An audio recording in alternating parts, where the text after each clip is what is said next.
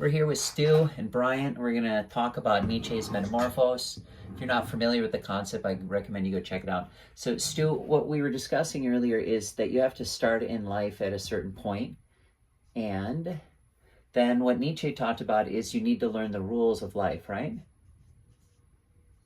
need to learn the rules of life, but then you need to break the rules, right? Who hasn't had a little bit of rebel contrarian stuff, or who doesn't wake up then at 55 and say, I never rebelled? You know what I mean?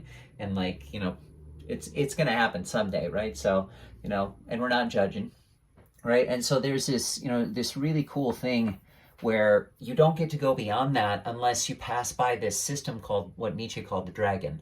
And the dragon says, his imagery, and Nietzsche's imagery is actually pretty beautiful. It says that the dragon's scales glimmer and they only have one defense. I am paraphrasing, and it says, thou shalt. This is the way of the world, the rules, and you cannot create something new.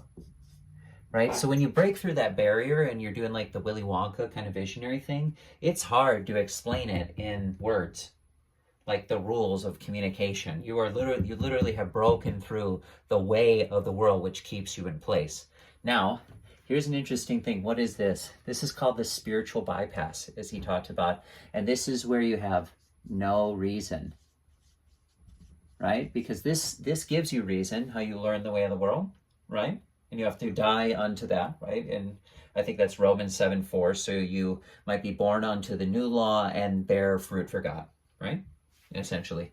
And we can take from many spiritualities, but the one we're going to take from today is the Bible and Elihu's final words, but with Job, and the response happens, and then God says basically, what use do you have for reason in face of my whirlwind, right?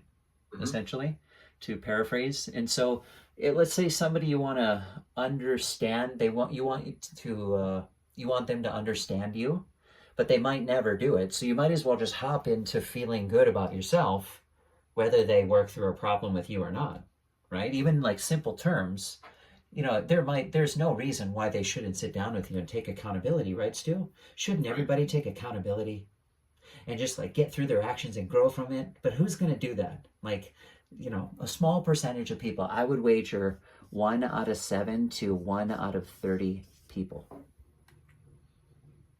We'll do what? Will take accountability for their actions and truly grow. Okay. Right? So it was a really interesting concept, and we just wanted to share that with you today.